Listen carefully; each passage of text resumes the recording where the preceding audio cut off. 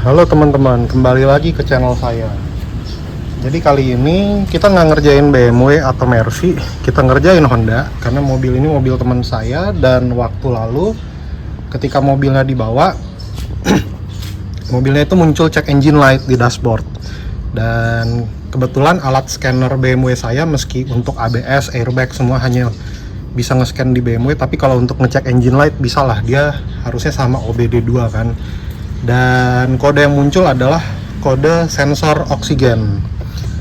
Dan saya cari-cari kodenya, ternyata kode sensor oksigennya adalah sensor oksigen yang di belakang. Jadi di Honda Brio, ya ini Brio facelift, bukan facelift, Gen 2, sorry. Di Brio ini ada dua sensor oksigen ya. Yang pertama yang ini yang pre-katalis, sama yang di bawah sono tuh. Nah itu tuh yang ini nih, itu yang post katalis. Dan kalau dari kodenya sih, kodenya itu menunjukkan sensor oksigen yang post katalis, jadi yang di bawah sana. Barang barunya udah datang, Honda Genuine Parts. Jadi kita akan langsung ngerjain aja, harusnya tidak susah. Alat-alat sebenarnya ya, kalau lu biasa ngerjain BMW sebenarnya kayaknya Honda harusnya nggak terlalu susah ya, tapi kita coba.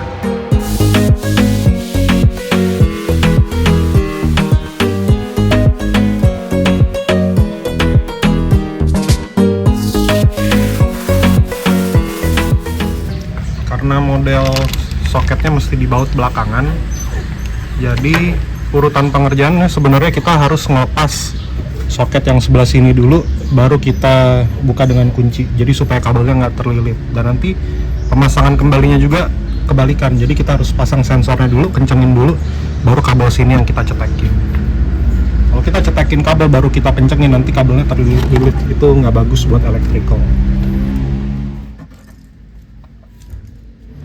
Di bagian bawah tuh ada kayak harness-harnessnya yang megang. Ini juga harus kita keluarin ya teman-teman. Sensor yang baru tuh, sensor lama tuh kalau kita pakai kunci Inggris seperti ini, itu dia perlu sekitar kunci 22 mili. Nah ini teman-teman mungkin harus pakai penetrant supaya bisa diputar ya teman-teman, karena ini kadang ya seiring berjalannya waktu dan usia udah lumayan susah untuk dikeluarin. Nah kalau teman-teman udah lepas harnessnya dari bagian atas, sebenarnya udah gampang nih dikeluarin. Nah sensor yang baru kita pasang dulu.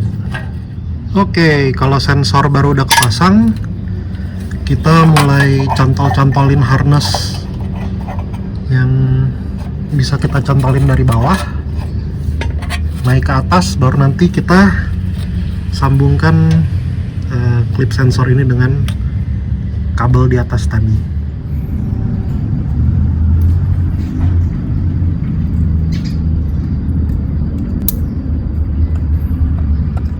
Nah ini udah kepasang, harnessnya juga udah kepasang lagi, dan seperti yang teman-teman lihat, ini udah kepasang semua tuh harnessnya sampai bawah sensor yang baru.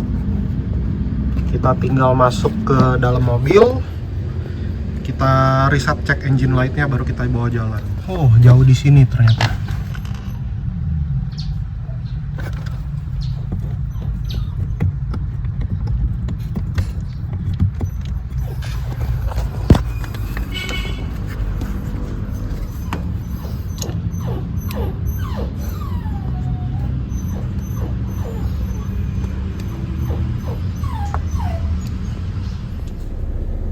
Oke, ini short term fuel trim bank 1 nih udah gerak ya.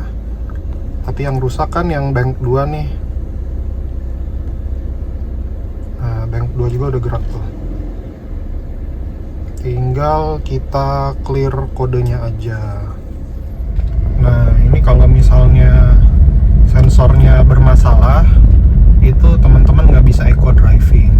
Nah ini karena sensornya udah benar, jadi eco drivingnya udah bisa jalan lagi. Jadi sebenarnya selama alatnya lengkap dan sesuai gitu ya, teman-teman punya alat untuk nge-scan kerusakan dan punya alat untuk mengganti sensor. Sebenarnya sih tingkat kesulitan pengerjaan mobil Jepang sama mobil Eropa beda tipis lah. Sebenarnya tingkat kesulitan itu lebih ke layout mesin itu sendiri. Perbedaannya mungkin kalau yang ini mobil penggerak roda depan, sedangkan yang mobil-mobil Eropa yang biasa saya kerjakan berpenggerak roda belakang, dan masing-masing ada trik dan difficulty-nya sendiri. Oke teman-teman, itu aja vlog kali ini. Semoga bermanfaat untuk teman-teman semua. Jangan lupa like and subscribe channel saya.